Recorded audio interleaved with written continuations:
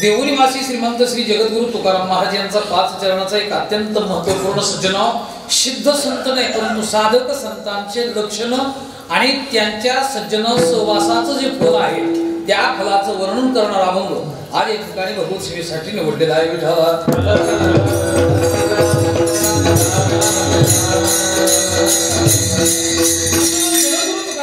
अभंगाचा भावाचा व्यक्त करतात. प्रामुख्याने आम्ही एक जन्माला आलो, येत असताना आमचं नशीब चांगलं असं की नरदेहाला आलो.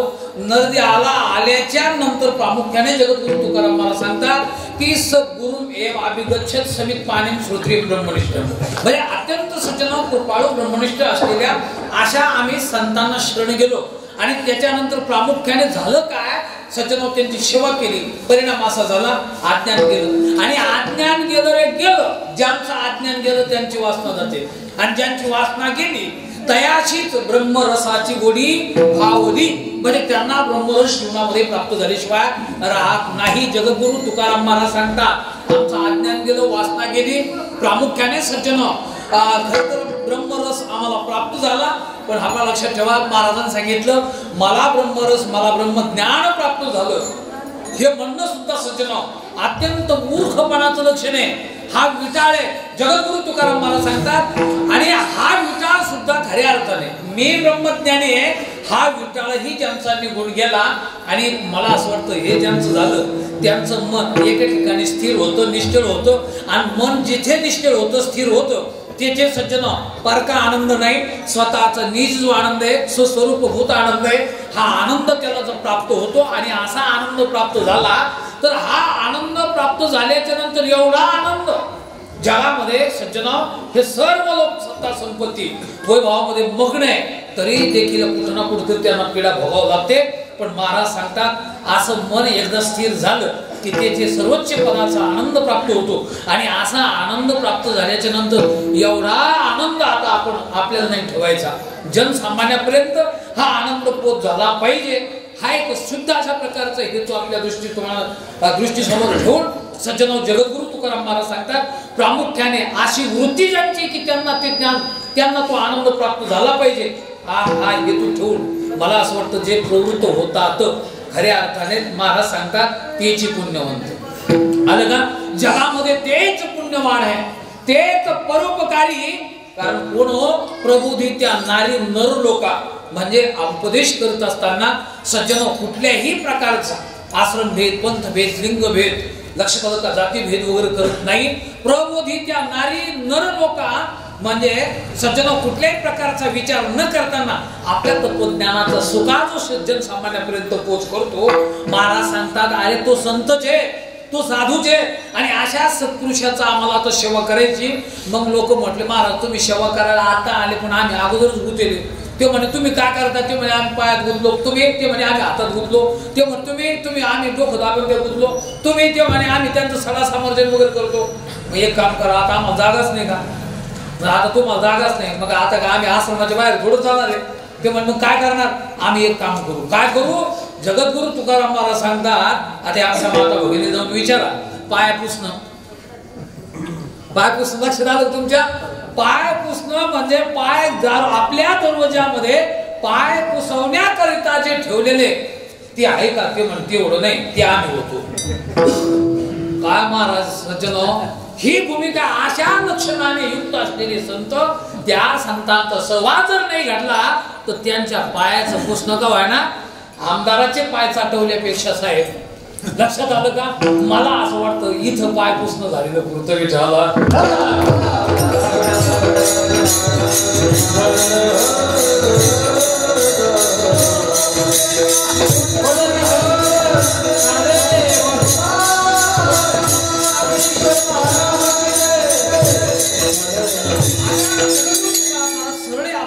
एक संक्षिप्त अशा प्रकारचा भाव व्यक्त करतात.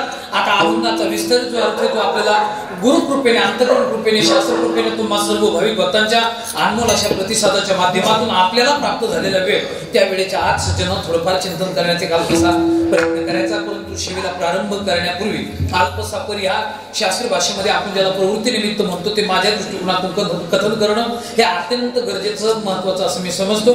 आज या ठिकाणी आपण किम निमित्त उपस्थित आहोत. मला असं वाटतं जवळजवळ सर्वांना ज्ञात आहे हे भगवान पंढरीश परमात्म्याच्या आशीर्वादाने तुमच्या आमच्या सर्वांचे सदातान सज्जन गुरुवर्य भगवान बाबा यांच्या कृपा प्रसादाने सज्जन वैकुंठवासी गुरुवर्य खऱ्या अर्थाने सज्जन गुरुवर्य भगवान बाबा आणि आमचे प्रेमानंद महाराज खरं तर जर विचार केला तर भगवान बाबा हे ब्रह्मचारी आश्रमातले आणि प्रेमानंद महाराज म्हणजे आपण ज्यांना म्हणतो प्रामुख्याने मला असं वाटतं आदरणीय बाबा हे ग्रस्त आश्रमातले आणि सर्वोच्च ग्रस्त आश्रम.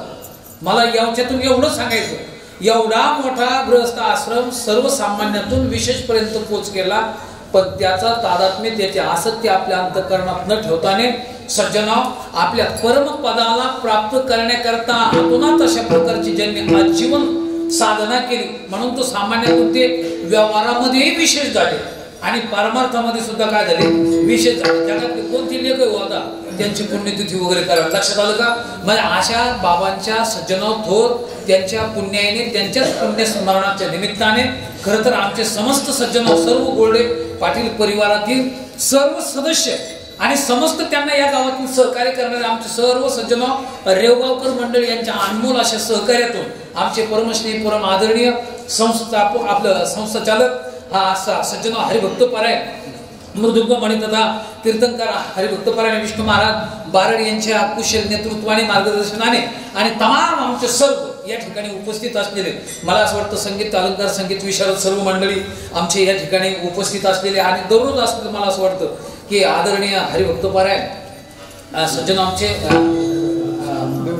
देवडे महाराज असतील त्याचबरोबर आमचे राजू महाराज गव्हाणे असतील त्याचबरोबर आदरणीय माझ्याबरोबर आलेले कृष्ण महाराज कोळीकर समोर असलेले आमचे दणके महाराज आदरणीय कोले साहेब खरात सर वगैरे असतील याच गावातील मृदुंगवणी प्रामुख्याने सज्जन आताच मी घेऊन गेलो होतो मला असं वाटतं कुठं याला मांडव्याला असे आमचे माऊली महाराज गोल्डे आणि आदरणीय 4 महिने ज्यांनी तसं त्यांनी फोन करतानाच आम्हाला म्हटलं होतं महाराज आता तारखे अगोदर देऊन टाकतो मी बापू म्हटले होते आता मला काही देता येणार नाही कारण मला 4 महिन्याचं मौन धरायचं. आता खरं या वयाला अनुसरून जर विचार केला तर अत्यंत कठीणातली कठीण साधना जर कोणती असेल ज्ञानेश्वरी पारायण आणि त्यातली त्यात पुन्हा अनेक कठीण जर कोणतं असेल तर मौन धारण करण्यावर कारण त्यांना मी एक श्लोक सांगितला आहे की नाही रूपे जराया वय रूपवान माणसाला कधीच म्हातारं वाटत नाही मला खरंच रूपवान माणसाला कधी म्हातारं वाटत नाही आपल्यासारख्या जाऊ दे आपल्याला असं वाटतं आताच मेलेलं पुढे रूपे जराया भय म्हणजे रूपवान जे माणसं आहे जराया भय त्यांना जरा येऊ नये असं वाटतं. आपलं मधुबाला वगैरे ज्या आता हे इथे गोल्डे पाटील आमचे आदरणीय खरं तर मी तर भूषण मानतो सज्जन सर्वसामान्य गावातून खेड्यापाड्यातून एक विशेष सज्जन पदवी संपादन करणं हे सामान्य खेळण्यावर का आमचे आदरणीय खरं तर आणि ते एवढ्या पदाला प्राप्त होऊ म्हणजे DYSP ते लक्षात आलं का इथून जाऊन तिथं पुणे त्यांनी सज्जन गाजवलं आणि ते इतकी एवढं मोठं पुणे शहर सोलापूरमध्ये राहून आता औरंगाबाद शहरामध्ये राहून मला नाही वाटत महाराज पोलीसवाले मला पाहिले मला थोडं रागच येतो कारण नेहमी मागून पैसे काढतो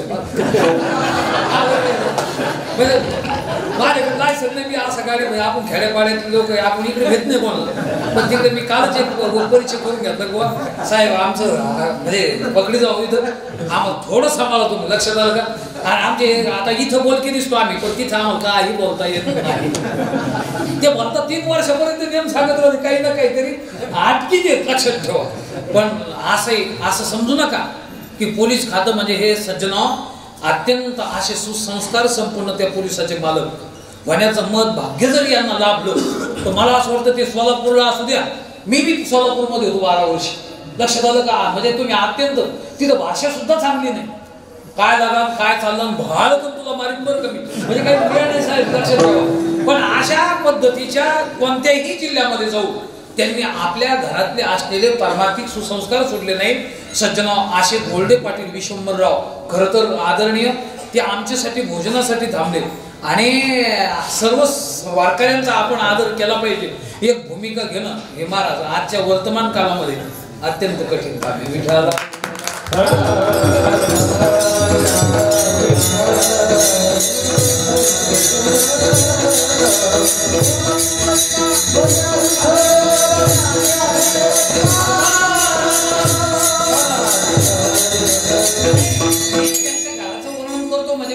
फिक्स होईल माझी फिक्स ठरून टाकलेली बापू लक्षात घ्या म्हणजे हे मला सांगायचं काम नाही पण प्रामुख्याने जर विचार केला तर सज्जन अत्यंत महत्त्वपूर्ण अशा प्रकारची गोष्ट मला प्रामुख्याने सांगायची. वास्तव जर विचार केला तर आपण अनादी सनातन अशा वारकरी संप्रदायाचा सज्जन वसा पकडलेला आहे. तो जर आपण एक आळी जर सोडली तर जातं. मला असं वाटतं महिलांना विचारा ते 100% बाजूला गेल्याशिवाय राहत नाही, हे लक्षात घ्यायचं बरं का. तसं आहे, जात्याने पडू नये असं जर जात्याला वाटत असेल वरच्या पात्याला तर त्याने आळीला सोडायचं नाही. मला असं वाटतं ज्याला आपलं हे जे पातळ नीट जर ठेवायचं असेल तर वारकरी संप्रदाय रूपी आळी त्याने सोडायची नाही.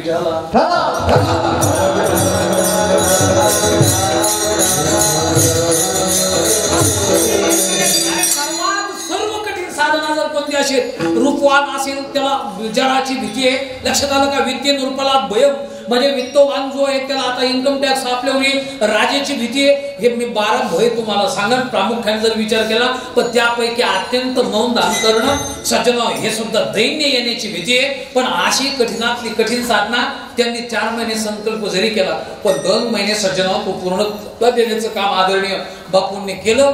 जर तुमच्या बापाने जी साधना केली तीच साधना जर तुम्ही करत असेल तर मला असं वाटतं 100% बाबा तुम्हाला तिथून तुमच्या सर्व धन्यग्रस्त आश्रमात तुमच्या समस्त अशा प्रकारच्या 8 बंधू आणि त्यांचा संपूर्ण गोल्डे परिवार आणि पर्यायाने मला असं वाटतं या गावाला सुद्धा काही कमी पडणार नाही. कारण का बरं? त्याचं कारण असं आहे, जिथं परमार्थ आहे महाराज लक्ष्मी, जिथं जिथं वल्लभ आहे तिथं आपलं, जिथं नवरा आहे तिथं बायको राहते का जिथं बायको तिथं नवरा राहतो? थोडं थोडं बोलत तुम्हाला नाही सांगता आलं तर मागं विचारतो. जिथं आता आमचे साहेब गोल्डे साहेब आहे, जिथं गोल्डे साहेब आहे तिथं आमच्या ताई साहेब आहे का जिथं ताई साहेब आहे तिथं ते ते कोल्हापूरला गेले ते म्हणते तुम्ही जा आता सोलापूरला, कुठं जा आम्ही इथंच राहतो असं ताई साहेब म्हणले ना. का बरं? त्याचं कारण आहे ना, जिथं नवरा तिथं बायको. आमच्या पांडुरंगाने सज्जन खरं तर जिथं पांडुरंग तिथं लक्ष्मी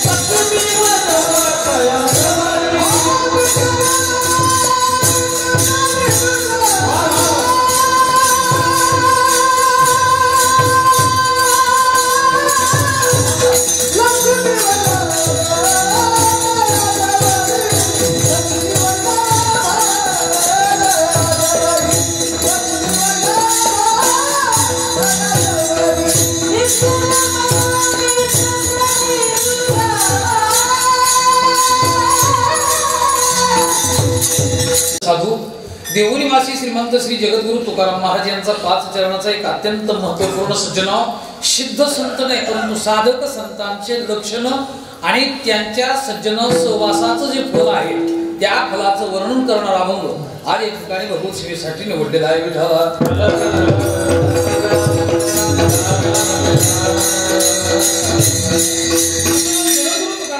अभंगाचा भावाचा व्यक्त करतात. प्रामुख्याने आम्ही युक्त जन्माला आलो, येत असताना आमचं नशीब चांगलं असं की नरदेहाला आलो. नरदेहाला आल्याच्या नंतर प्रामुख्याने जगद्गुरु तुकाराम महाराज सांगतात की सद्गुरु एव अभिगच्छत समित पाणीम श्रोत्रिय ब्रह्मनिष्ठ, म्हणजे अत्यंत सज्जन कृपाळू ब्रह्मनिष्ठ असलेल्या अशा आम्ही संतांना शरण गेलो. आणि त्याच्यानंतर प्रामुख्याने झालं काय, सज्जनांनी त्यांची सेवा केली, परिणाम असा झाला अज्ञान गेलं. आणि अज्ञान गेलं रे गेलं, ज्यांचं अज्ञान गेलं त्यांची वासना जाते आणि ज्यांची वासना गेली तयाशीच ब्रह्मरसाची गोडी भावली, म्हणजे त्यांना ब्रह्मरस जीवनामध्ये प्राप्त झाल्याशिवाय राहत नाही. जगद्गुरु तुकाराम महाराज सांगतात आमचं अज्ञान गेलं, वासना गेली. प्रामुख्याने सज्जन खरं ब्रह्मरस आम्हाला प्राप्त झाला. पण हा लक्षात ठेवा, महाराजांनी सांगितलं मला ब्रह्मरस मला ब्रह्मज्ञान प्राप्त झालं हे म्हणणं सुद्धा सज्जन अत्यंत मूर्खपणाचं लक्षण आहे. हा विचार आहे जगद्गुरु तुकाराम महाराज सांगतात. आणि हा विचार सुद्धा खऱ्या अर्थाने मी ब्रह्मज्ञानी आहे हा विचारही ज्यांचा निघून गेला. आणि मला असं वाटतं हे ज्यांचं झालं त्यांचं मन एका ठिकाणी स्थिर होतं, निश्चल होतं. आणि मन जिथे निश्चल होतं, स्थिर होतं, तेथे सज्जन परका आनंद नाही, स्वतःचा निज जो आनंद आहे, स्वस्वरूपभूत आनंद आहे, हा आनंद त्याला जर प्राप्त होतो. आणि असा आनंद प्राप्त झाला तर हा आनंद प्राप्त झाल्याच्या नंतर एवढा आनंद जगामध्ये सज्जन हे सर्व लोक सत्ता संपत्ती वैभवामध्ये मग्न आहे. तरी देखील कुठं ना कुठं त्यांना पीडा भोगावं लागते. पण महाराज सांगतात असं मन एकदा स्थिर झालं की त्याचे सर्वोच्च पदाचा आनंद प्राप्त होतो. आणि असा आनंद प्राप्त झाल्याच्या नंतर एवढा आनंद आता आपण आपल्याला नाही ठेवायचा. जनसामान्यापर्यंत हा आनंद पोच झाला पाहिजे. हा एक शुद्ध अशा प्रकारचा हेतू आपल्या दृष्टीसमोर ठेवून सज्जनो जगद्गुरु तुकाराम महाराज सांगतात प्रामुख्याने अशी वृत्ती ज्यांची की त्यांना ते ज्ञान त्यांना तो आनंद प्राप्त झाला पाहिजे. हा हेतू ठेवून मला असं वाटतं जे प्रवृत्त होतात खऱ्या अर्थाने महाराज सांगतात तेच पुण्यवंत. आलं का? जगामध्ये तेच पुण्यवान आहे, तेच परोपकारी. कारण कोण हो? प्रबुधी त्या नारी नर लोका. म्हणजे उपदेश करत असताना सज्जन कुठल्याही प्रकारचा आश्रम भेद, पंथ भेद, लिंग भेद, लक्षात आलं का, जाती भेद वगैरे करत नाही. प्रबोधी त्या नारी नर लोका म्हणजे सज्जन कुठल्याही प्रकारचा विचार न करताना आपल्या तत्वज्ञानाचा सुखा जो सज्जन सामान्यापर्यंत पोच करतो. महाराज सांगतात अरे तो संतच आहे, तो साधूच आहे. आणि अशा सत्पुरुषाचा आम्हाला आता सेवा करायची. मग लोक म्हटले महाराज तुम्ही सेवा करायला आता आले पण आम्ही अगोदरच गुंतले. ते म्हणे तुम्ही काय करता? ते म्हणे आम्ही पायात गुंतलो. तुम्ही? ते म्हणे आम्ही हातात गुंतलो. ते म्हणे तुम्ही आम्ही डोकं दाबून ते गुंतलो. तुम्ही? ते म्हणे आम्ही त्यांचं सडा समर्जन वगैरे करतो. मग एक काम करा, आता आम्हाला जागाच नाही का? आता तुम्हाला जागाच नाही, मग आता का आम्ही आश्रमाच्या बाहेर थोडं चालणार आहे? ते म्हणे मग काय करणार? आम्ही एक काम करू. काय करू? जगद्गुरु तुकाराम महाराज सांगतात आता आमच्या माता भगिनी जाऊन विचारा पाय पुसणं. पाय पुसणं लक्षात आलं तुमच्या? पाय पुसणं म्हणजे पाय आपल्या दरवाजामध्ये पाय पुसवण्याकरिता जे ठेवलेले ते आहे का? ते म्हणते एवढं नाही, ते आम्ही होतो. काय महाराज सज्जनो, ही भूमिका अशा लक्षणाने युक्त असलेले संत, त्या संतांचा सहवास जर नाही घडला तर त्यांच्या पायाचं पुसणं का व्हायना आमदाराचे पाय चाटवल्यापेक्षा साहेब. लक्षात आलं का? मला असं वाटतं इथं पाय पुसणं झालेलं कृतज्ञ झाला.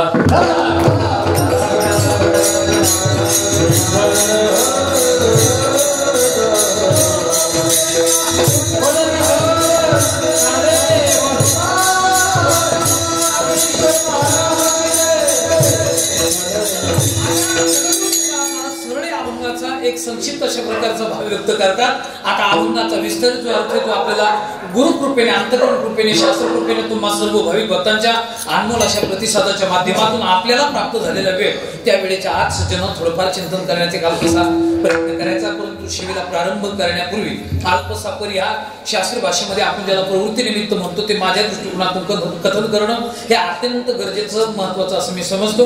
आज या ठिकाणी आपण किम निमित्त उपस्थित आहोत. मला असं वाटतं जवळजवळ सर्वांना ज्ञात आहे भगवान पंढरीश परमात्म्याच्या आशीर्वादाने तुमच्या आमच्या सर्वांचे सदातान सज्जन गुरुवर्य भगवान बाबा यांच्या कृपा प्रसादाने सज्जन वैकुंठवासी गुरुवर्य खऱ्या अर्थाने सज्जन गुरुवर्य भगवान बाबा आणि आमचे प्रेमानंद महाराज. खरं तर जर विचार केला तर भगवान बाबा हे ब्रह्मचारी आश्रमातले आणि प्रेमानंद महाराज म्हणजे आपण ज्यांना म्हणतो प्रामुख्याने मला असं वाटतं आदरणीय बाबा हे ग्रस्त आश्रमातले आणि सर्वोच्च ग्रस्त आश्रम. मला याच्यातून एवढं सांगायचं, एवढा मोठा ग्रस्त आश्रम सर्वसामान्यातून विशेषपर्यंत पोच केला.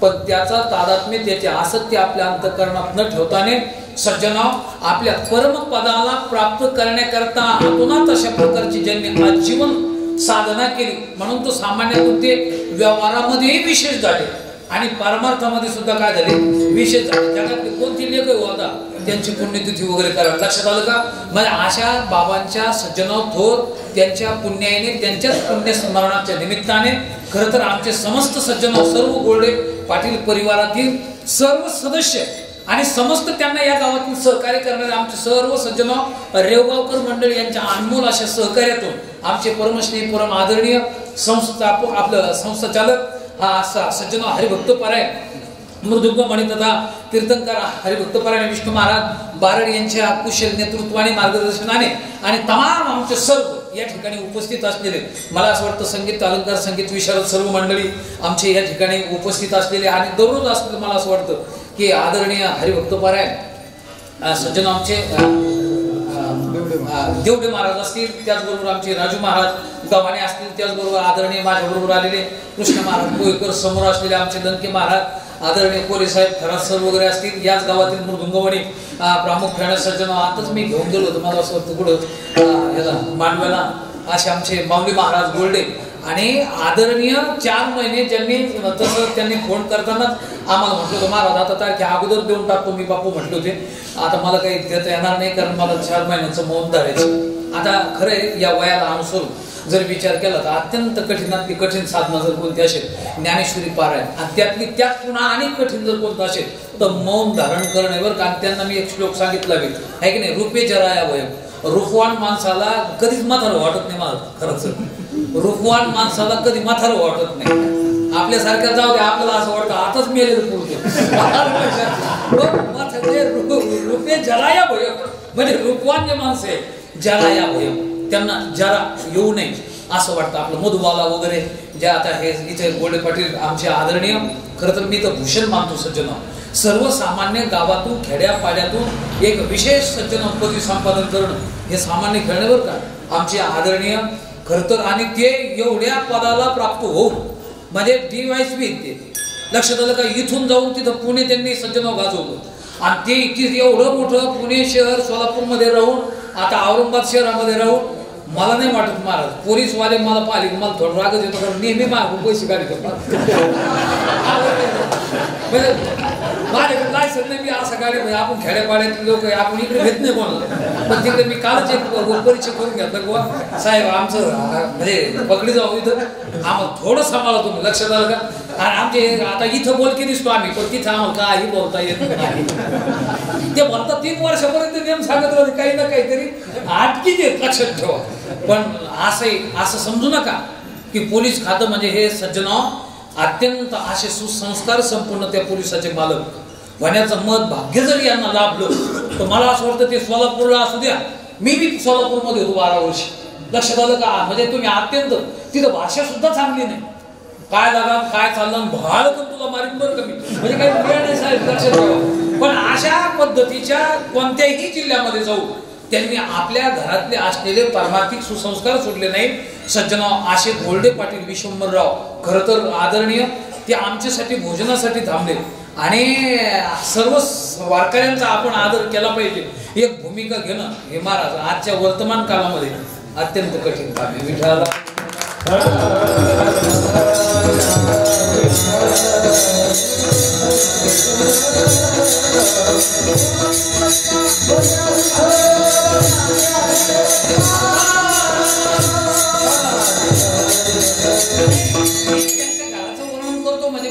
फिक्स होईल माझी फिक्सच ठरून टाकलेली बापू लक्षात घ्या. म्हणजे हे मला सांगायचं काम नाही पण प्रामुख्याने जर विचार केला तर सज्जन अत्यंत महत्वपूर्ण अशा प्रकारची गोष्ट मला प्रामुख्याने सांगायची. वास्तव जर विचार केला तर आपण अनादी सनातन अशा वारकरी संप्रदायाचा सज्जन वसा पकडलेला आहे. तो जर आपण एक आळी जर सोडली तर जातं मला असं वाटतं महिलांना नवज विचारा ते 100% बाजूला गेल्याशिवाय राहत नाही हे लक्षात घ्यायचं बरं का. तसं आहे जात्याने पडू नये असं जर जात्याला वाटत असेल वरच्या पात्याला तर त्याने आरीला सोडायचं नाही. मला असं वाटतं ज्याला आपलं हे जे पातळ नीट जर ठेवायचं असेल तो वारकरी संप्रदाय रूपी आरी त्याने सोडायची नाही. विचारला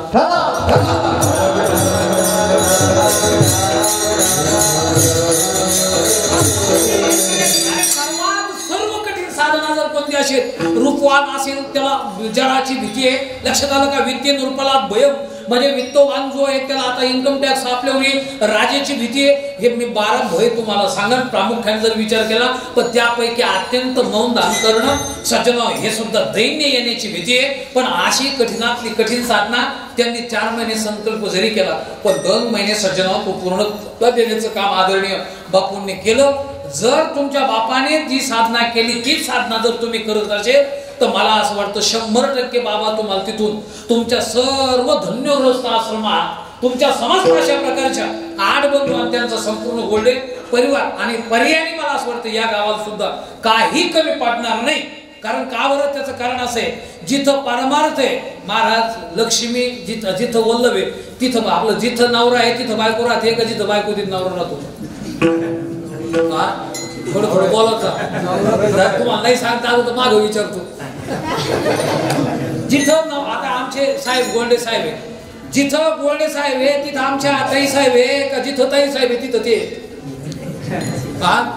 ते कोल्हापूरला गेले ते म्हणते तुम्ही जा आता सोलापूरला कुठं जा आम्ही इथंच राहतो असं काही साहेब म्हणले ना का बरं त्याचं कारण आहे ना जिथं नवरा तिथं बायको आमच्या पांडुरंगाने सज्जन खरं तर जिथं पांडुरंग तिथं लक्ष्मी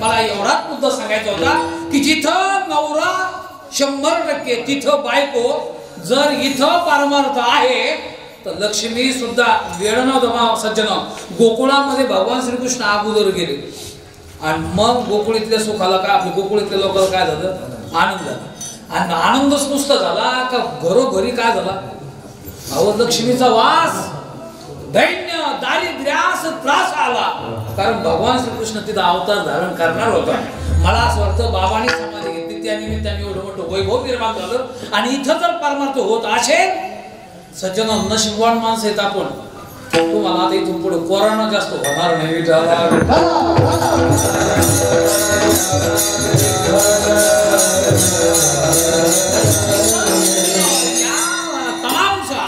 या 2 वर्षामध्ये सप्ताह बंद होतात आणि सप्ताह बंद होतात का होता हे सर्वांना ज्ञात आहे आता काही राहिले चालणीतून गाळून आलं का बिचारे काही कोरोनामध्ये गेले बरं का त्या सर्व सज्जन मृत आत्म्यांना खऱ्या अर्थाने भावपूर्ण श्रद्धांजली समर्पण करू आता संपूर्ण माता भगिनी सर्व आमची ज्येष्ठ सज्जन वारकरी मंडळी आणि तमाम आमचे सर्व वारकरी सर्व आमची गायनाचारी मंडळी यांना साष्टांग दंडवत प्रणिपात घालू आता माझ्या हरी कार्यक्रमाला प्रारंभ करतो विठाला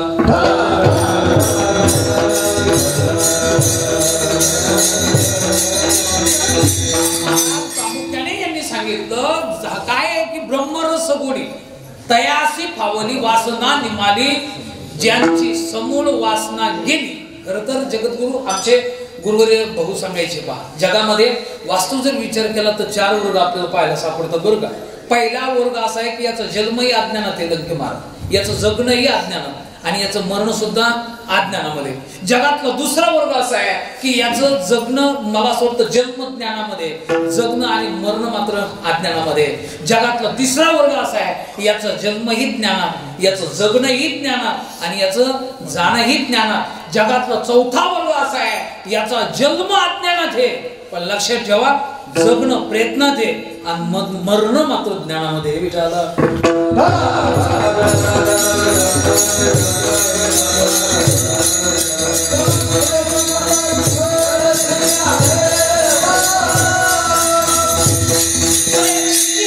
आता तुमच्या समोर मांडले हे लक्षात घ्यायचं मुद्दे सुद्धा आपल्याला जायचं पहिला वर्ग आहे याचा जन्मही अज्ञानामध्ये याचं जगणंही अज्ञानामध्ये आता माऊली खरं सांगा बरेच लोक आपण आता व्यवहारामध्ये पाहतो खातात कशासाठी हा जगासाठी जगतात कशासाठी मग खायसाठी जगावं तुम्हीच सांगा आता मला हार घातलेला आहे तुम्ही माझ्या ध्यानात आहे अपमान नाही करणार मी तुमचा पण मला आता एवढं सांगा खायसाठी जगावं का जगण्यासाठी खावं खायसाठी जगावं बऱ्याच लोकांना तुम्ही जाऊन विचारा आणि जरी आपण नाही विचारलं तर मनोमनी त्यांच्या लक्षात येतो खरोखरच आपण खायसाठीच जगतो कारण ते कधी पंगत घालत नाही पण पंगत कोणाची पंगत घालत नाही कधी पण पंगत आहे कोणाची याची मात्र तंतोतंत आतोनात वाट पाहतात लक्षात आलं का बरे ह्या वर्गात जर विचारलं आपल्या घरावर किंवा आपल्या ताटावर सज्जन कावळाही उडू देत नाही पण दुसऱ्याच्या पंक्तीत हे म्हणतात या नाही हे करायला पाहिजे होतं बाळा लक्षात आलं का आजची पंगत थोडी कच्ची ठरली तुमची का त्याचं कारण हे हा जो वर्ग आहे मला असं वाटतं तुकाराम महाराजांनी याचं वर्णन केलेलं आहे. मी अनाथ अपराधी कर्महीन मती मंदबुद्धी, तुझं मी आठविले नाही कधी, वाचे कृपाने दे नाही ऐकले गायले गीत, धरलीला चालीली गीत नावळे पुराण, बैसले संत केली बहुत परिनिंदा. हे संपूर्ण अभंग जर आपण पाहिला तर या वर्गात सज्जन जगद्गुरु तुकाराम महाराज नाथातलाच एक अभंग आहे.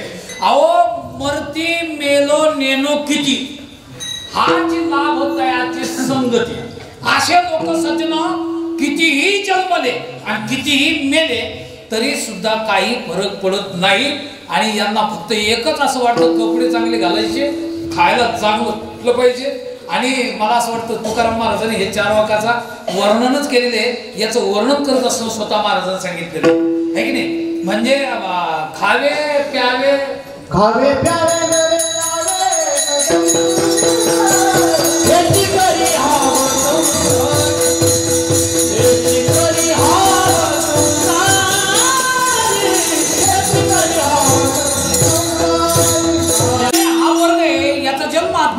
याचं जगणं अज्ञानात आणि याचं शेवट मरण सुद्धा कशामध्ये अज्ञानामध्ये. बरं का हे पामर विषयी हा वर्ग याच्यामध्ये मोडतो.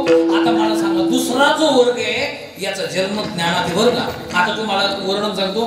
मग तुम्ही म्हणता जन्म जर ज्ञानात आहे पुन्हा अज्ञानात कसं का? अहो जन्म ज्ञानात आहे. उदाहरणार्थ आपण मधलाशीची जी मुलं आहेत हे 4 मुलं आहेत, त्यापैकी सुभाऊ वगैरे हे जे अगोदरची 3 मुलं आहेत यांना तत्वज्ञानाचा निवृत्ती मार्गाचा उपदेश केला. निवृत्ती मार्गात ते गेले. आता चौथा जो आलरकर नावाचा पुत्र आहे त्याला निवृत्ती मार्गाचा म्हणजे ज्ञान मार्गाचा उपदेश केला. पण शिखर धोत आपला जो पती आहे सज्जन तो समोर आला. सांगितलं बाई अहो तुम्ही आमची राणी आहे, आम्ही तुमच्यावर प्रेम करतो, 3 पुत्राला तुम्ही नेऊन घातलं, मनोरुग्णच केलं ना. म्हणजे ज्ञानी करून टाकलं त्यांना. ते काय आता प्रपंच करत नाही. पण एवढा मोठा विस्तारित आपला राज्यकारभार हा करायचा कोणी? याला वारसदार पाहिजे कोणतरी. आणि मग तिच्या लक्षात आलं पती महाराज तुमची आज्ञा म्हणून अलर पान ते पोराचं नाव काय? आता विचार बरं आमच्या माग विचारून तुम्ही मुलाचे नाव काय ठेवा? आता मला सांगताच येत नाही ते, त्याच्यामुळे मी सांगतच नाही. लक्ष झालं का? जे नाही नाव ते सुबाहू. बंदाशीच्या मुलाचं नाव काय? सुबाहू. आलं का? त्याच्यानंतर दुसरा हे जो पुत्र आहे आता याचं नाव काय ठेवलं माहिती का? अगोदर ज्ञान सांगितलं नंतर पुन्हा प्रपंचात आणलं त्याला तर त्याचं नाव सांगितलं अलर्क. म्हणजे अलर्क या शब्दाचा अर्थ काय माहिती का? हे अलर्का तू आता मी तुला निवृत्ती मार्गाचा उपदेश केला, ज्ञान चित्तामध्ये राहू दे, प्रवृत्ती धर्मात ये, पुन्हा प्रपंच कर, राज्यकारभार कर, पण शेवटच्या क्षणामध्ये तू तिकडे जावर का लक्षात ठेव. म्हणून सज्जनाव आपला जन्म पुत्राचा झाल्या ती सांगू लागली त्याच्या भविष्यात राहू नको. कारण हा देह काही चांगला नाही बरं का. हा देह कसा आहे?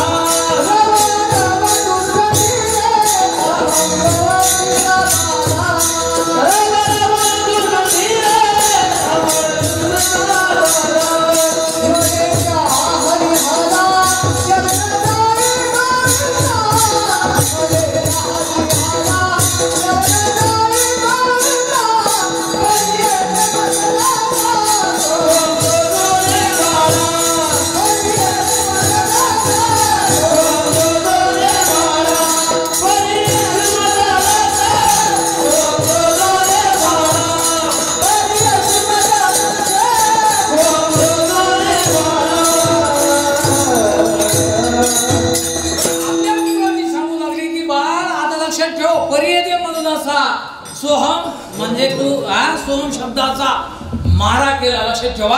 म्हणजे अगोदर ज्ञान सांगितलं आणि पुन्हा राजनीती धर्मनीती वगैरे प्रपंच सांगितला. म्हणजे ज्ञानात नव्हतं का?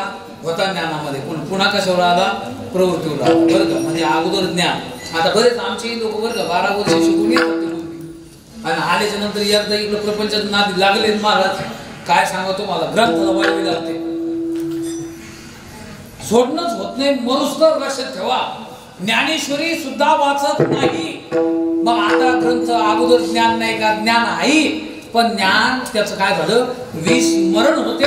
लक्षात ठेवा, म्हणजे अगोदर ज्ञान आहे पण जगणं आणि मरण मात्र कशामध्ये आलं लक्षात, अज्ञानामध्ये. आता तिसरा जो वर्ग आहे याचा जन्म ज्ञानात आहे महाराज, याचं जगणंही ज्ञानात आहे आणि याचं मरण सुद्धा ज्ञानामध्ये. आमच्या माऊली महावैष्णव ज्ञानेश्वर महाराजाचा 16 आहे. आता तुम्ही जाऊन विचारा, माऊलीच्या बाबतीत जर सज्जन आपल्या सर्व लहान मुलांना सुद्धा कल्पना आहे की माऊली आज निवृत्तीनाथ त्यांचे गुरु भले असतील, पण ते ज्ञानी जन्म झाल्यावर झाले का अगोदरच सज्जन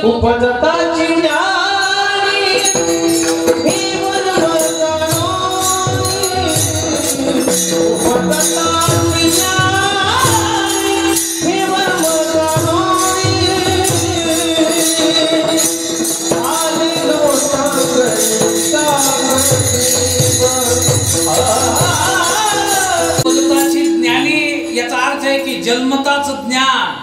याच्या बाबतीमध्ये हे मराठीची नगरी ब्रह्मविद्येचा सुकाळू करी ज्ञानेश्वरी नावाचा ग्रंथ लिहिला जगणं ज्ञानामध्ये.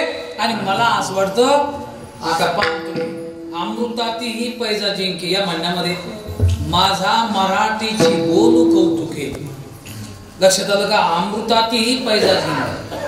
आणि आता आमच्या नंतर ज्ञानेश्वरी पाठी जो ववी करील मराठी, आता जाण अमृताचे ताटी जाण नरोटी ठेवी. आमच्या नंतर हे कोणी कार्य करू शकत नाही. आज जर बापू ज्ञानेश्वरीचं वाचन करत असतील तर मला सांगा 51 पारायण त्यांचे 2 महिन्यात, त्याच्या अगोदर काही झाली एकंदरीत 51 पारायण. आता 51 पारायण झाले, पण मला अशी माझी उत्कट श्रद्धा आहे की 100% सज्जन तुम्हाला वाचता येतं म्हणून तुमची 51 पारायण झाले. पण त्याच्याही पुढचं मी सांगेन की ज्यांना वाचता येत नाही त्यांनी सुद्धा नुसतं बोट ठेवलं, माऊली माऊली म्हटलं तरी सुद्धा माऊली माऊली सज्जन ज्ञानदेव ज्ञानदेव ज्ञानदेव देव. लक्षात ठेवा, तुम्ही नुसतं ज्ञानदेव ज्ञानदेव जरी म्हटले, माझा स्वतः सज्जन अनुभव, माझा जर शाळेत तुम्ही दाखला पाहिला तर दाखला सापडणार नाही. आलं लक्षात. पण मी तिकडे गेलो आजान वृक्षाखाली, सांगितलं मी बापू आलं का, मीही पारायण केले. म्हणजे पंढरपुरातून पळून तिथं फक्त पारायण करता मी तिथं जायचं वर्ग. का बरं, ज्ञानेश्वरी सारखी सज्जन आपली श्रद्धा पाहिजे फक्त की मला 100% ज्ञान याच्यातून होणार.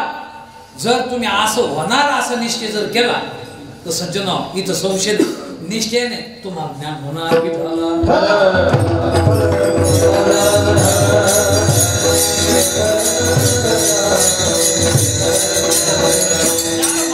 प्रसिद्ध उदाहरण आहे अष्टवक्र. आपल्याला कल्पना असेल, अरे अष्टवक्र सज्जन आत्मदेव नावाचा ब्राह्मण आहे आणि आत्मदेव नावाच्या ब्राह्मणाला सज्जन गर्भवती पत्नी सुशीला. आणि त्या सुशीलाबाईला सांगितलं काय बाई अगं आता, आणि ते जनक राजाच्या राज्यदरबारामध्ये जायचे.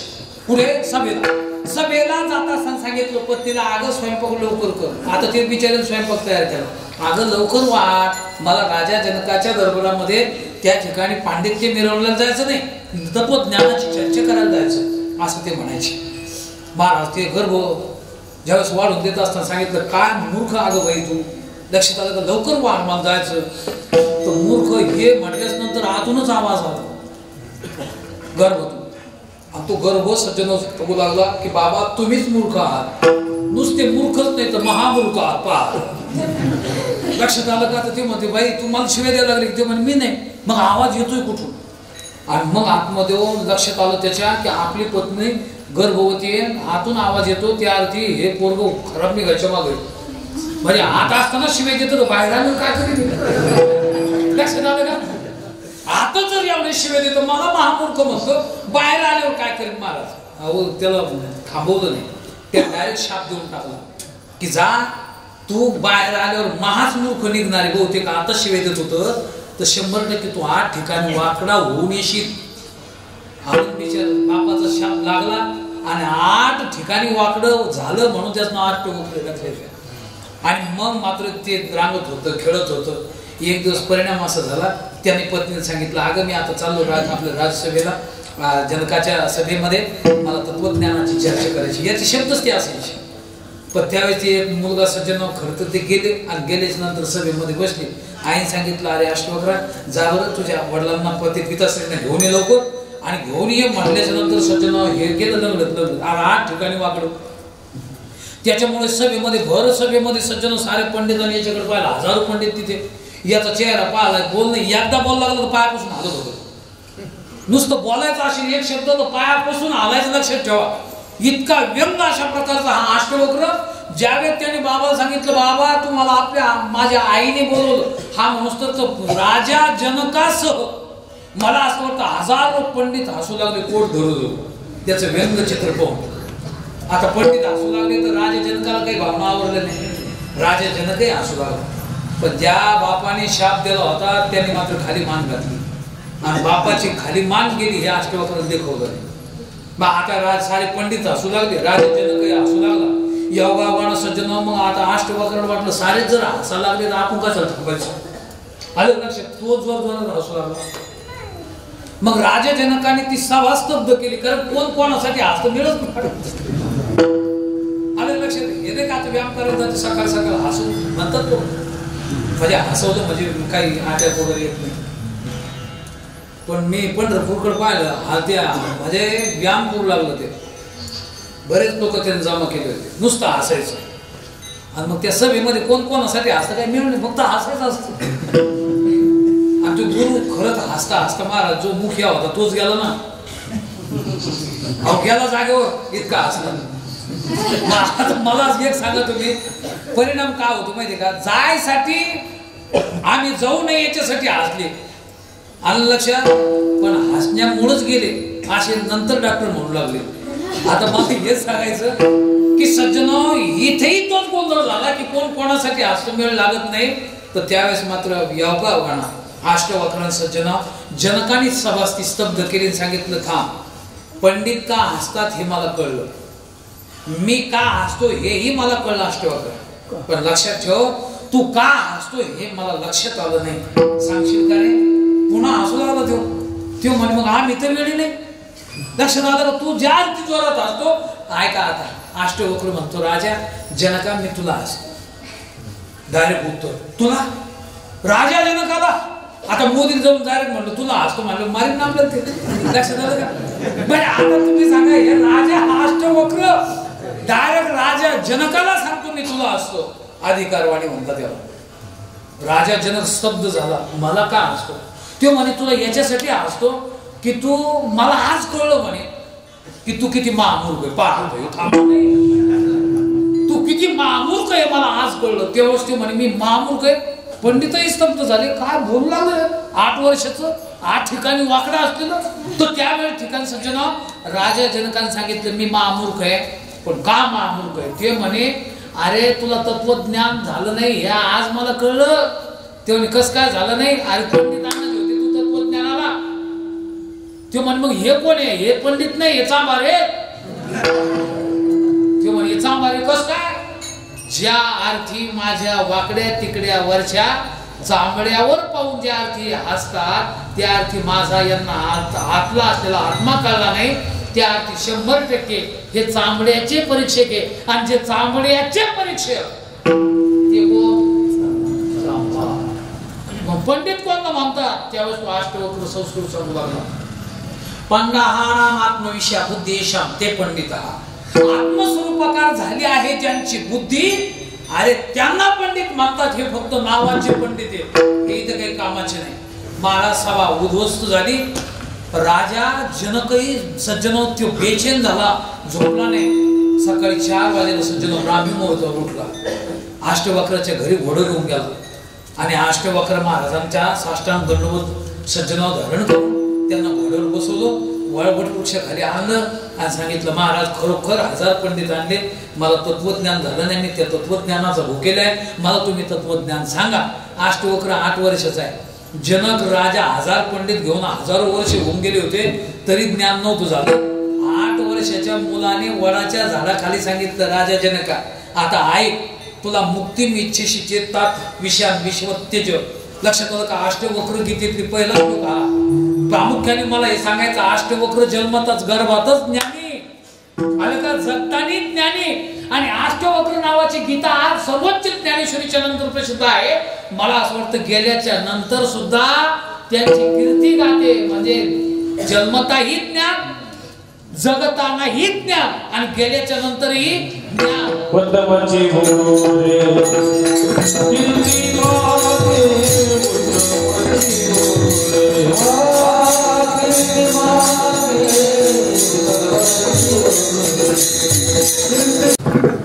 आता मला सांगा तुम्ही, ब्रह्मरस गोडी तयाशी, ज्यांची वासना गेली त्यांना ब्रह्मरस प्राप्त होतो का ज्यांना ब्रह्मरस प्राप्त झाला त्यांची वासना जाते?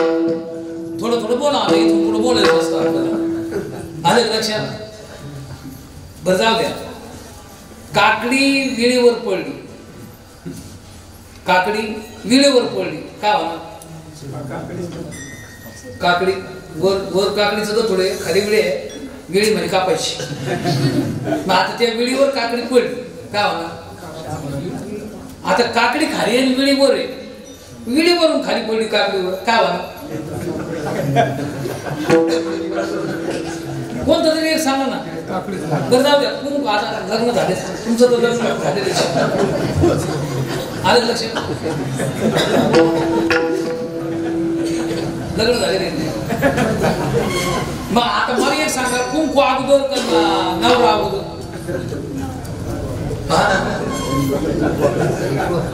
खरंच कुंकू गडबडू नका. कुंकू अगोदर का पती अगोदर आहे? नवरा अगोदर आहे. कुंकू अगोदर आहे आणि नवरा कुंकू अगोदर. अगोदर कुंकू कोणाचं? कुंकू आहे नाही, ते कुंकाला महत्व नाही. कुंकू या शब्दाचा फार मोठा अर्थ आहे, हे लावणं महत्वाचं नाही. कुंकू, मग त्याच्यामुळे तर म्हटलं मी तुम्हाला, कुंकू अगोदर का नवरा अगोदर? नवरा अगोदर नंतर कुंकू असतो का? मग काही मानू तुम्ही.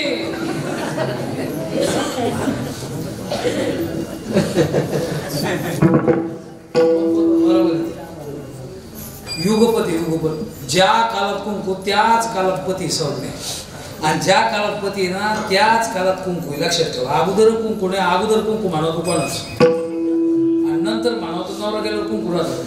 लक्षात ठेवा. म्हणजे याचा अर्थ आहे अगोदरही कुंकू नाही, नंतरही कुंकू नाही. ज्या काळात कुंकू त्याच काळात पती संज्ञा. ज्या काळात काकडीवर पडली तर सज्जन त्याचा तुकडाच होणार, आणि विळी काकडीवर पडली तरी तुकडाच होणार. म्हणजे नेमकं काय आहे तर सज्जन, अहो ज्या अगोदर वासना जाते मग ज्ञान होतं असं नाही. ज्या काळात, आता तुम्हाला समज, सूर्य अगोदर उदय होतो का अगोदर रात्र निघून जाते बाबा? आता तुम्ही जुनी माणसं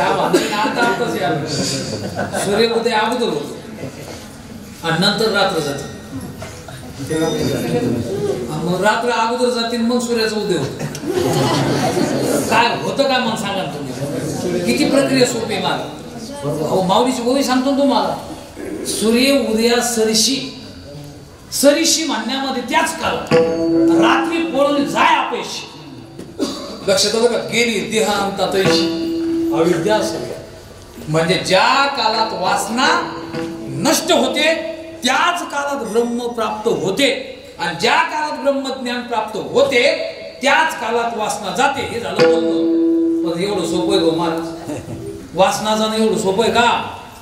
वासना द्विधा प्रोक्ता, शुद्धाचे मलिना तथा अशुद्धा जन्मना हेतू. मला असं वाटतं अशुद्ध वासनेमध्ये दोन प्रकार आहेत. देह वासना एक, लोकवासना दोन, त्याच्यानंतर तिसरी आहे दारिशना, आणि चौथी वित्तीशना.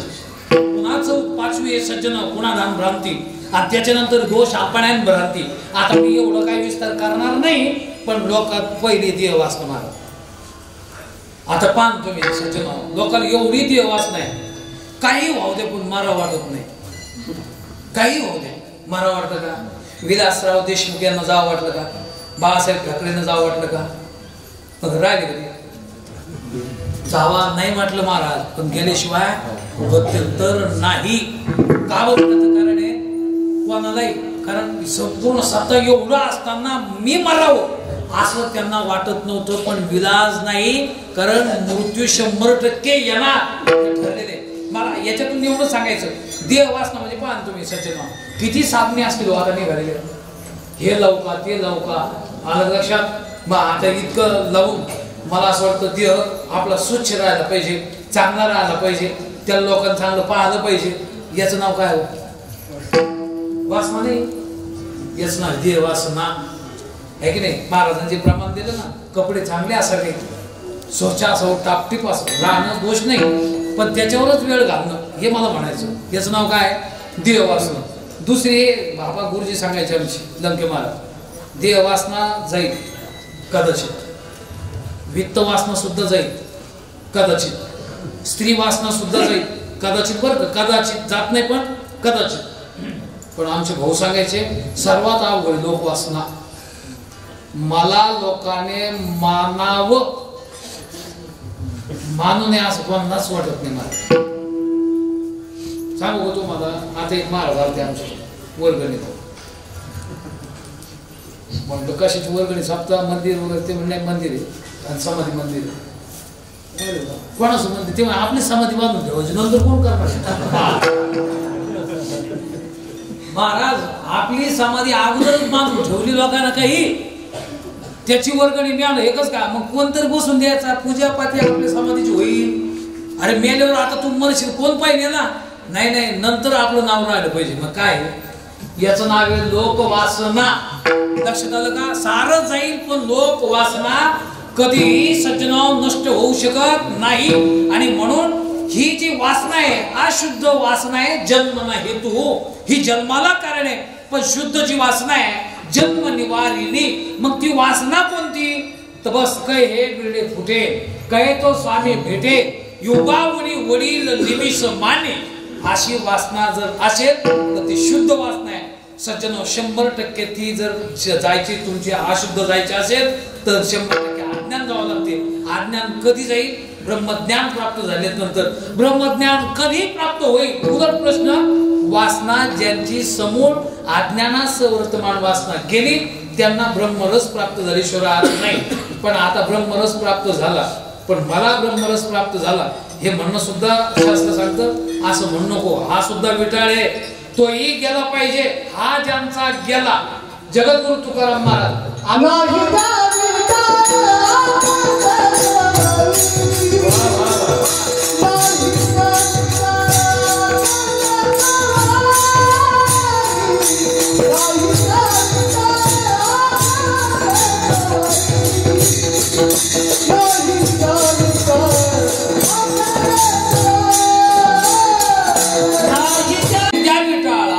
सोवळे कोणी मला ब्रह्मज्ञान झालं.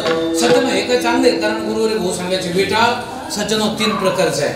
एक पाप पुण्याचा विटाळ, दुसरा सज्जन स्पर्श अस्पर्शाचा विटाळ, आणि त्याच्यानंतर जाणीव नेणीवचा विटाळ. 3 प्रकारचे विटाळ शास्त्रामध्ये. आता इथं देवोपाय समजा, आता स्पर्श अस्पर्शाचा विटाळ हे तुमच्या लोकात जास्त पाहायला सापडतात. म्हणजे सोळ ज्यावेळेस नेसलं त्यावेळेस मला सांगा तुम्ही, ते कोणाला स्पर्श करतात का? करत नाही. आणि ते पाळलं पाहिजे. मग आता ते किती जरी धुतलं, लोक म्हणते महाराज तेच वर्ष किती वर्ष धुत नाही, ते जवळजवळ समजा धुतच नाही. मग धूत नाही तरी सुद्धा त्याला स्पर्श केला तर त्याचा विटाळ होतो. का बरं? कारण स्पर्श मानला पाहिजे, तो विटाळच आहे. पाप पुण्याचा विटाळच आहे. पाप पुण्य मानणं, माझ्यासारखा पापी कोण आहे? विटाळच आहे महाराज. आणि माझ्यासारखा पुण्यवान कोण आहे? तो वारीला येत नाही, मी किती वाऱ्या केल्या, म्हणजे विटाळच आहे हा सुद्धा. मग जर स्पर्श अस्पर्शाचा विटाळ, जर पाप पुण्याचा विटाळ, तसा जाणीव नेणीवचा मला काय कळतं महाराज, हाही विटाळच आहे. कळत कळून नाही कळून घेत, लक्षात आलं ना. आणि चौथा म्हणजे महत्वाचं याच्यामध्ये जाणीव, म्हणजे माझ्यासारखा आता ज्ञानी मज होणी ज्ञानी कोण आहे? मग मी ज्ञानी आहे हे म्हणणं चांगलं आहे महाराज. तुमचं नाव काय? नारायण महाराज, बरोबर ना? मग नारायण महाराज सकाळी उठले, मी नारायण महाराज, मी ब्रह्मज्ञानी म्हणणं चांगलं आहे वाईट आहे? मग मी ब्रह्मज्ञानी आहे ना, मला तुम्ही ब्रह्मज्ञानी मानित नाही असं. मग मी ब्रह्मज्ञानी आहे, तुम्ही असताना मी असे, पण मला हे नाही म्हणायचं. पण मी ब्रह्मज्ञानी आहे हे म्हणणं मूर्खपणा आहे. आता हे नारायण महाराज सकाळी गेले काकड्याला, हे लक्षात घ्या, उशिरा मागे काकड्याला गेले. सकाळी सर्व लोकांना म्हणू लागले किंवा मी आपल्या गावातला तुमचा मित्र नारायण. येतानाच पत्नीला अगोदर म्हटले तुझा पती मी नारायण बरं. पत्नी चहा करून द्याला, पण ती म्हटले मा आता एका बिघडे काय काकड्यात आले तेच म्हटले नारायण. सकाळी दुसऱ्या दिवशी उठले, लोकांना म्हणू लागले मी आपल्या गावातला नारायण. आता मग मला सांगा, लोक काही शाने उठले बापू सारखे. आता काही इथं साहेब उपस्थित होते सुट्टीवर, ते म्हणले अरे नारायण मामा उचला दप्तर तेव्हा कुठं न्यायचं. आता मला जायचं औरंगाबादला, मी घेऊन जातो त्यांना. कुठं गेलं त्याला लोक म्हटले वर्गण देऊ का. ते साहेब म्हणले काय नाही, एखादा माणूस सप्त्यात एखादी पंगत कमी पण याला नीट करून आणतो. आता उचललं ते दवाखान्यात नेलं. आता मला सांगा, त्यांना दवाखान्यात नेलं. मी तुझा पती नारायण हे जे म्हणत होते, मला सांगा ते खरं आहे का खोटं आहे? राग पाहू नका मला. मी तुझा पती नारायण हे जे म्हणत होते ते खरं आहे का खोटं आहे? खरं आहे. मी तुमचा मित्र नारायण हे जे सांगत होते खरं का खोटं आहे? खरं आहे. मी आपल्या गावातला तुमच्या गावातला नारायण हे जे सांगत होते खरं आहे का खोटं आहे? खरं आहे. आणि उच्चेलं साहेबांना तिकडे नेलं, हे सुद्धा काय म्हणजे नेलं कस काय? मला हे सांगा, हे कस काय नेलं? हो नारायण बुवा, तुम्हाला नेलं कस काय नेलं तुम्हाला? तुम्ही मी पती तुझा खरंच सांगत होते, मी आपल्या गावातला नारायण खरं सांगत होते, तरी सुद्धा साहेबांनी तुम्हाला उचलून नेलं. काय गुन्हा केला तुम्ही? गुन्हाच केला. अरे मी नारायण एकदा सांगितलं ना, पुन्हा सांगायचं काम नाही. ज्या जी मी तुझा पती नारायण सांगू लागले बाईला तवा शंका आली. यायचं आलं का, यायला मनोरुग्णामध्ये न्यावं लागतं. का बरं? मी नारायण हे जरी आहे, पण मी नारायण आहे सांगणं मूर्खपणा. मी नारायण आहे पण मी नारायण आहे हे सांगणं मूर्खपणा आहे. दुसरं उदाहरण देऊ, लक्षात आलं. अज्ञान जात असतं माऊली, पण अज्ञान जरी गेलं ना तर ज्ञान पुन्हा अंगावर येऊन बसत असतं बरं का. मग आता एक आमचे गायकात राग येऊ नये म्हणून एक दृष्टांत सांगतो त्यांचा. लक्षात आलं का? बिचारे दुसऱ्या गायकाला म्हणलं का रे गावात सप्ताह सुरू झाला, तो पहिला दिवस झाला, म्हटलं आज येईन उद्या येईन, कसं काय आला नाही. तर त्यावेळेस तो म्हटला अरे माझी बायको काय म्हणते, आता बाहेर गावी ते सप्त्याला जात असणार तुम्ही, मी काय म्हणते तुम्हाला, मग गावात सप्ताह असतात तर आता तरी घरी कामाचा मला काही येऊ देत नाही. मग ते म्हणे अरे अशी परमार्थाला आड येणारी बायको ठेवतो कशाला, काय करू? ते म्हण काय नाही नेऊन घाल. ते म्हण ती जाणं शक्य नाही. मी एक काम कर, दगड आण मोठा. आड मोठच होते ने. त्याने काय केलं माहितीये का, दगड आणला, कीर्तनाला गेले नाही एक दिवस, एक दोघं बी डायरेक्ट ती झोपली असताना आहे ना, टाकला बघ दगड. बाईच मेली मला. आणि त्याने 15 फुटाचा खड्डा खाल्ला, घरातच पुरून टाकला.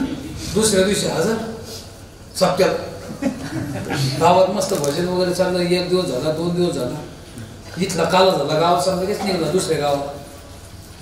महाराज बाई घरात गेलं तर ती झाली ना हाडळ, बायको मेली ना हाडळ झाली. आता अशी पंचायत झाली, घरात गेलं तर झोपू द्यायला. लक्षात आलं का?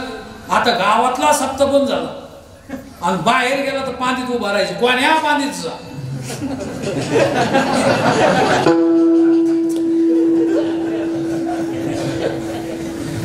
इकडं तिकडं कोण्या पांदीत जा, ती बाहेर उभं राहावं लागेल. आता मला सांगा, बिचाऱ्याला ती बाईचं काय म्हणणं होतं? फक्त बाईचं म्हणणं होतं जिवंत असताना तुम्ही बाहेर गावी जाताना तर पुढे जा, गावात ये तर मग इथं तरी थांबा. आता सप्ताह बाहेरचा बंद झाला, गावातला बंद झाला. सांगा आता नारायण महाराज कोणती बाई चांगली? जिवंत होती ती चांगली का मेल्याच नंतर हाडळ झाली ती चांगली? हो कोण बोलतो माऊली? मेरी चांगली का जिवंत चांगली होय महाराज कोणती चांगली भाऊ कोणती चांगली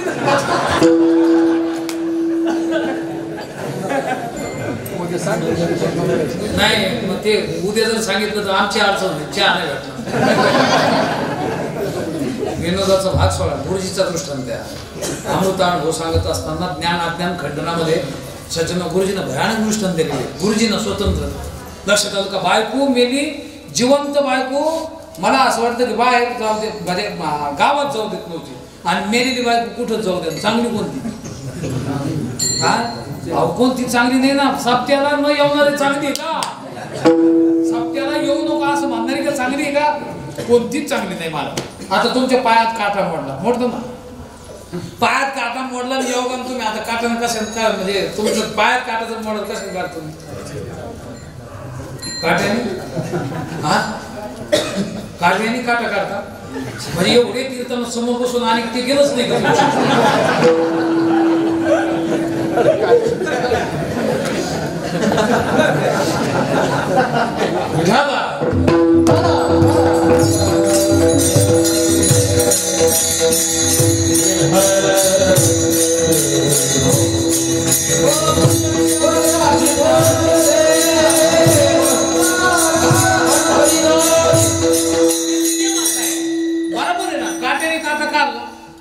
आता काट्याने काटा काढला बिचारीने आता उपकारच केले की नाही पायातला काटा काढला त्याने उपकार केले त्याच्यामुळे ज्याने उपकार केले तो पायातला काटा तुम्ही आपलं ज्याने काटा काढला तो काटा खिशात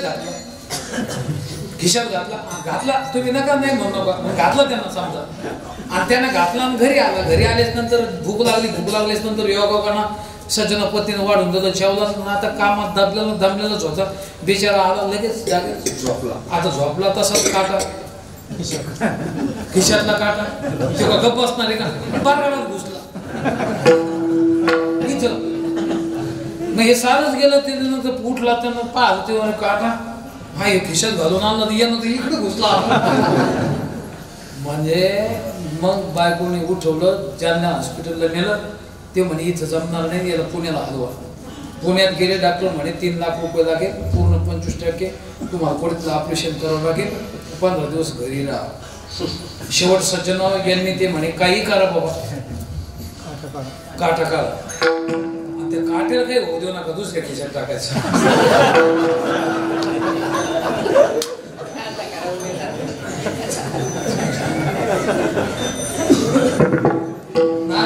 तुमच्यावर होऊ देऊ आता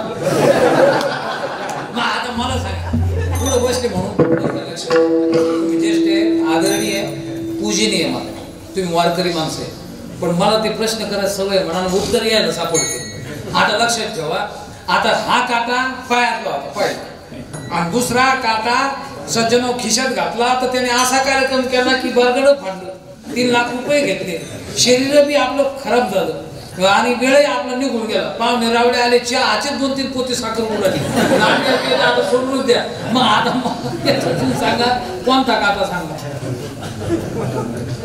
हो तुम्ही चष्म्यातून राग पाहता काय काढून तरी सांगा ना चांगला काटा कोणता चांगला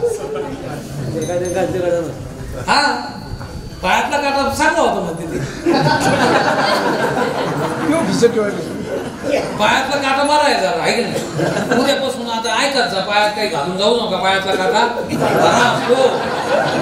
असं आहे का मग नेमका काटा कोणता चांगला मला हे सांगा ना तुम्ही हा लक्षात हा काटा कोणताच चांगला नाही अरे पायातला तरी काटाच आणि खिशातला तरी काटाच आहे की नाही जिवंत तरी बायकोच सध्यालाच विरोध करते आणि मेलेली तो इकडे विरोध करायला लागली लक्षात आलं का कोणतीच चांगली नाही म्हणजे असं आहे बाबा ते वास्तव जर विचार केला तर तसंच सज्जन मी ब्रह्म आहे 100% तुम्ही ब्रह्म आहात अजिबात अडचण नाही पण मी ब्रह्म आहे हे म्हणणं सुद्धा काय आहे मूर्खपणा आहे जसं अज्ञान दुःखत आहे तसं जाणीवपणा मी ज्ञानी आहे हे म्हणणं सुद्धा दुःखदायक असल्यामुळे हा विटाळ आहे आणि हा सुद्धा विटाळ ज्यांचा गेला लक्षात आलं का आहे की नाही उपाधी वेगळी जाणीवेच्या अशी ज्यांची वृत्ती झाली त्यांचं मन 100% स्थिर झाल्याशिवाय राहत नाही. जगद्गुरु तुकाराम महाराज अभंगाच्या 3ऱ्या चरणाचं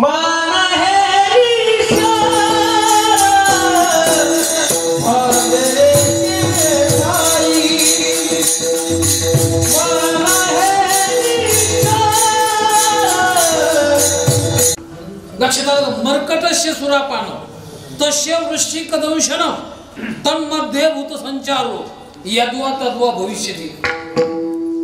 म्हणजे 4 गोष्टी एकत्र आल्या. योगाने लक्षात आलं का? सर्वात स्थिर प्राणी कोणता आहे? माकड. नारायण महाराज माकड. समाधी लावणारा सर्वात प्राणी कोणी? माकड नाही. सर्वात चंचल प्राणी महाराज कोण? माकड. मालकानं पाळलं मग गेलं फिरायला घेऊन. आता आपल्या ग्रामीण मध्ये काटाळ बाबली. आता काटाळ बाबली जुनी बाबळ. आता माकड म्हणे आता तू इथं बैस मी येतो वर जाऊ. आता गेलं सज्जन ते चढत आता ते आता धिरपड आलेले मोठे जुने ते पण ते माकडच ना ते का थांबणार का जागेवर? ते धिरपड सोलीत बसतो. काळा भोर विंचू आला त्याच्यात. तोंडानं त्यानं ते धिरपड काढलं तसाच याला दाम करायला तोंडावर.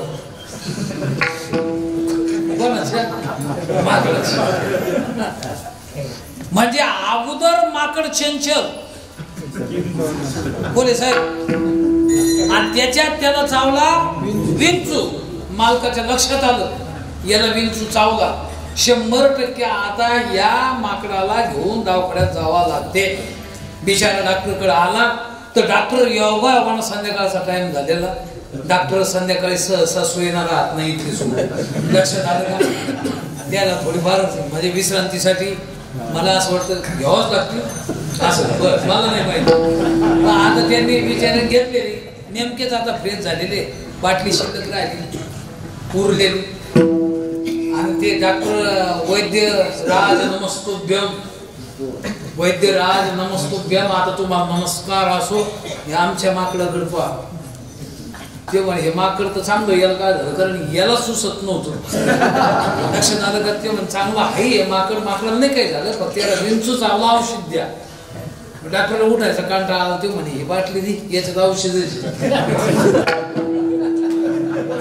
आता प्युअर होती तो डॉक्टर काय साधा नव्हता. हे मोठी डॉक्टर काय लक्षात आलं का? म्हणजे देश आणणारा नव्हता तो. मस्त अगदी उरलेलं औषध यानं आणलं माकडाला. उरलेलं औषध म्हणजे अगोदर माकड चंचल. लक्षात घ्या मला श्लोक सांगायचा. लक्षात आलं का? अगोदर माकड चंचल त्याच्यात त्याला चावला विंचू त्याच्यात सज्जन त्याला पाजली दारू. मालक घेऊन आलं घरी. माकड येत असताना पांदी गावात अख्ख्या गावाला त्रास देऊन एक मनुष्य मेला होता. तो भूत झाला होता. बऱ्याच दिवसापासून तो विचार करत होता. योग्य माणसाची निवड करत होता की आपल्याला प्रवेश करायचा पण नेमकं रूपाण. आणि मग त्याला हे माकड दिसलं. महाराज हे म्हणे बरे गाड्या इकडं तिकडं गेल्यापेक्षा याच्यातच सुरू. अख्ख्या गावाला त्रास देऊन मेलेला माणूस त्याच्यात शिरला. म्हणजे माकडचे चंचल ह्यो माणूसच चंचल होता तो. मग आता लक्षात ठेवा ह्या 4 गोष्टी एकत्र आल्या. आणि मग ते माकड फिरताना येऊन बसलं महाराज ऐकायला. नारायण महाराज होईल का असं? तुमच्या लक्षात आलं ना? ते श्लोक सांगायचं मला. अहो एवढ्या गोष्टी झाल्याच्या नंतर त्या माकडाची काय अवस्था होईल मला हे सांगा. काय अवस्था होईल? किती चंचल आहे ते माकड. एक तर माकड चंचल त्याच्यात त्याला विंचू चावला त्याच्यात त्याला दारू पाजली आणि त्याच्यात मध्ये भूत संचार. त्याच्यामध्ये भूताचा काय झाला? संचार झाला. आणि मग यद्वा तद्वा भविष्यती ही माकडाची लक्षात ठेवा हे क्रिया झाल्याच्या नंतर अवस्था आहे. अहो आपल्या मनाची कायम ती अवस्था आहे हे लक्षात घ्या.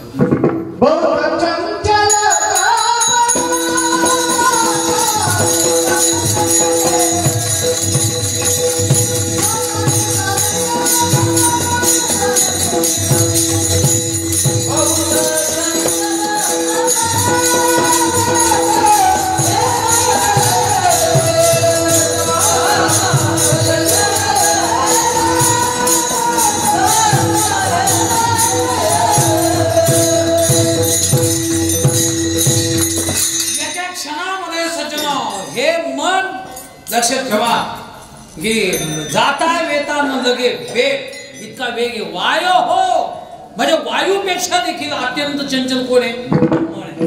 आता तुमचं कापड दुकान काय म्हणतो असं म्हटलं, तुमचं लक्षात आलं त्याच्यात, तिथं जाऊन आलं मन, तिथं जाऊन आलं लगे, त्याला पैसा लागत नाही, त्याला तिकीट लागत नाही.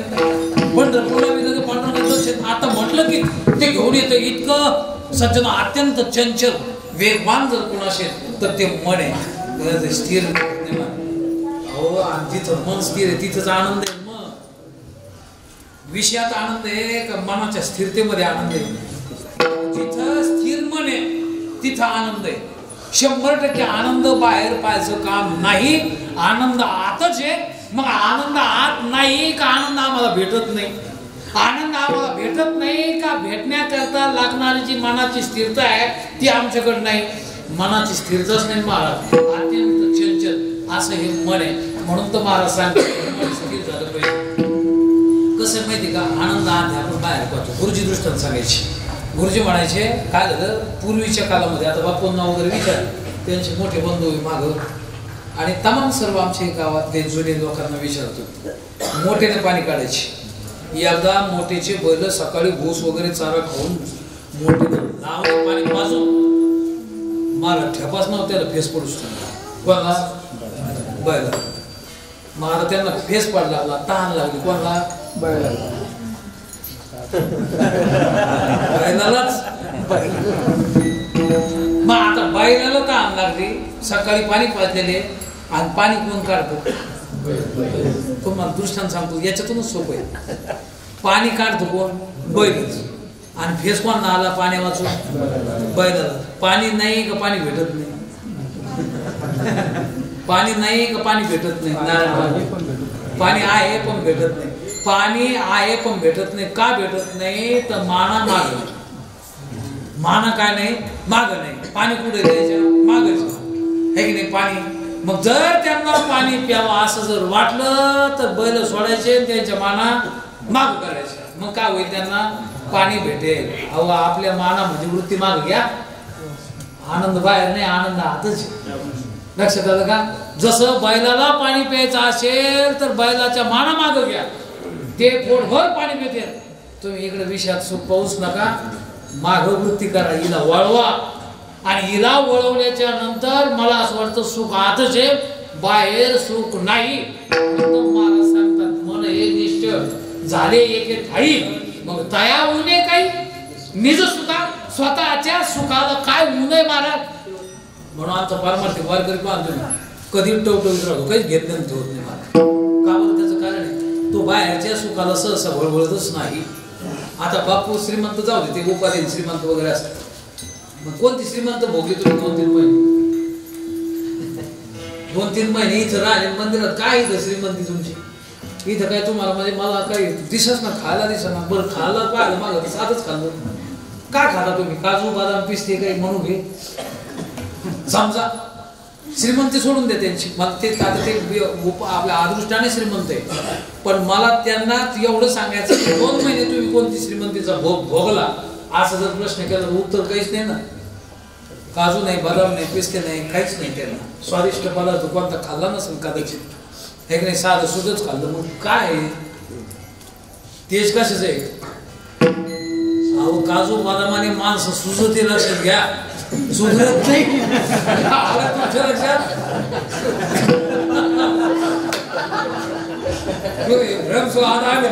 लक्षात घ्या. लोक देते ना आम्हाला, लेकरांना नाही देत आम्हाला, काही मजा नाही माझा. सकाळचं विष्णू सहस्रनाम पूजा वगैरे पाठ झाला आणि आता कीर्तन बी झालं ना. आता साहेब डबल जेवलो म्हणजे एकाच तासात 2दा जेवलो. तर महाराज म्हणे की बाबा तुम्हाला 100% जेवावंच लागणार आहे. जेवावं लागणार आहे, मी तर जेवून आलो.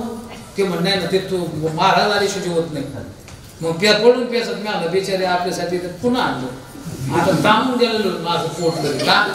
त्याचं कारण असं आहे म्हणजे मला 2 तास अगोदर जेवायची सवय आणि मग कीर्तन करणं सोपं जातं करणं. पण लक्षात ठेवा म्हणजे आदराची भूमिका आहे. सांगायचं तात्पर्य की तुम्ही कितीही खा, लय झालं तर फार तुमचं आरोग्य वगैरे चांगलं राहील पण सुस्तालच हेच उत्तर आहे त्याला. काजू बदामाने माणूस सुधरते आणि परमार्थ केलेल्या साधनाने माणसाचं तेज वाढत असतं. आणि म्हणून मला हे सांगायचं, मन निश्चय ठेवा, तिथं स्वतःचा आनंद आहे. आणि हा आनंद ज्यांना प्राप्त झाला, आता हा आनंद लोकांना आपण द्यायला पाहिजे. याच्याकरता सज्जन खऱ्या अर्थाने ही भूमिका घेऊन जे प्रवृत्त झाले. अहो जगामध्ये महाराज तेच पुण्यवान आहे, जगामध्ये तेच खरे परोपकारी आहे की उपदेश करत असताना कुठल्याही प्रकारचा सज्जन भेद पाहत नाही. आनंदाचं चौथं चरण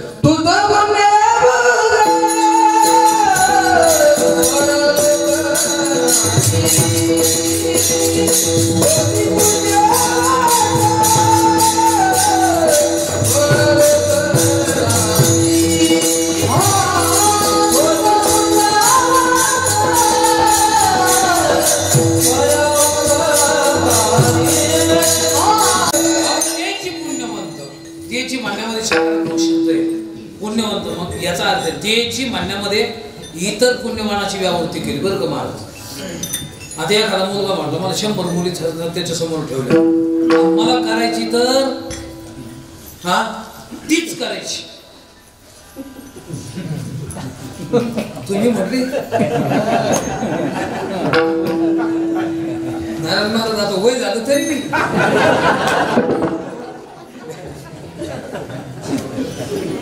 ते बी असं बिचारे मीच बोलले नाही करायची तर बरोबर तीच करायची म्हणजे इतरांची व्यावृत्ती. हे लक्षात घ्या, तीच करायची म्हणजे इतर मुलीची काय केली त्यांनी व्यावृत्ती केली, बाजूला केली.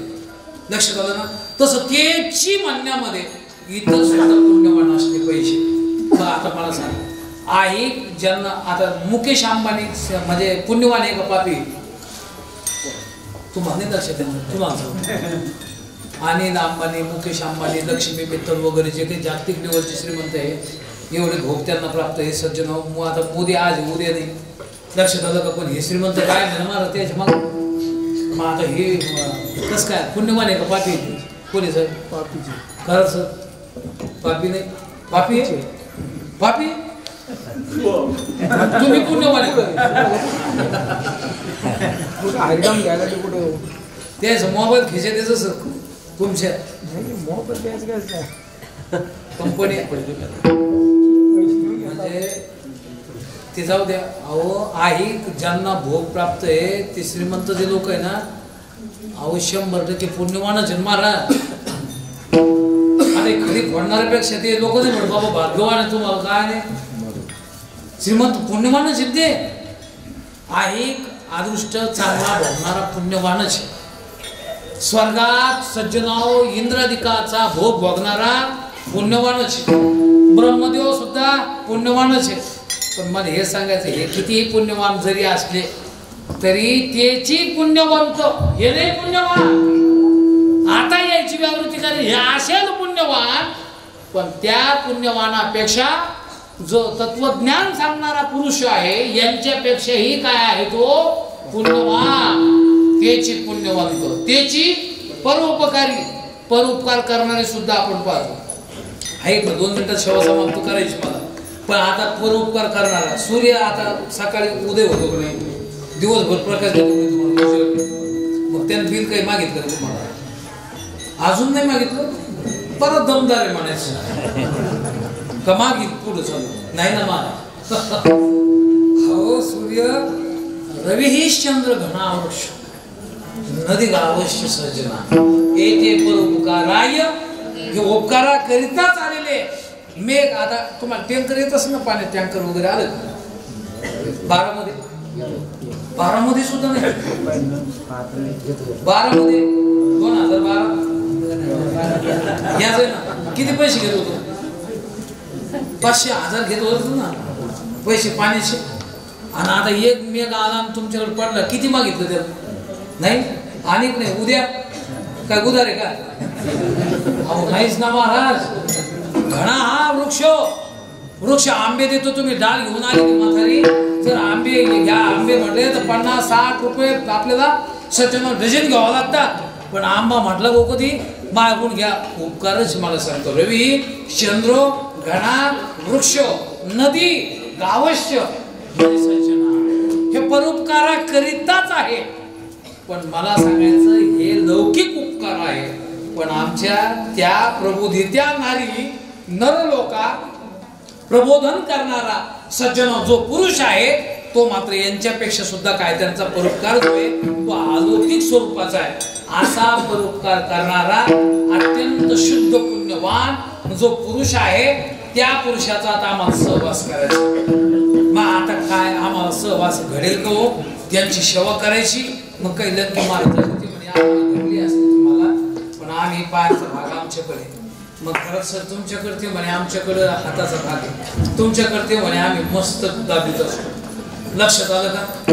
आणि मग त्यांना विचारलं बुवा की तुम्ही, ते म्हणे आम्ही नळलं दाबीत असतो. लक्षात आलं का?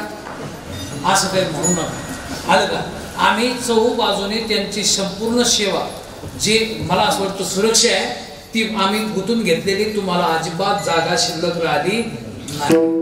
मग मला डोकं दडू काहीच नाही राहिलं. ते म्हणे सारवायचं काम घेतलेलं आहे, ते म्हणे बागेला बांधायचं काम झालेलं आहे, त्याच्यानंतर ते त्यांच्या म्हणजे छाट्या वगैरे धुवायचं काम ते म्हणे त्यांचं ते गुंतलेले माणसं आहे. काहीच सेवा नाही, काही कोण ओळखतं ते म्हणे ते बी काम झालेलं आहे. आम्ही जागाच नाही. ते म्हणे जागा नाही, तुम्ही आता इथून हलू शकता. ते म्हणे नाही आम्ही इथून जाणार नाही, इकडे या. ते म्हणे काय काय नाही, त्यांच्या पायाचं पुसणं आहे का कोणी? ते म्हणे अरे ते तिथं नाही, ते कोणी तेवढी जागा रिकामी. अरे मग ते आम्ही हो. लक्षात आलं का? आपण आता जाणार नाही. आता जर वास करायचा तर तिथेच करू. अभंगाचं शेवटचं तुका म्हणे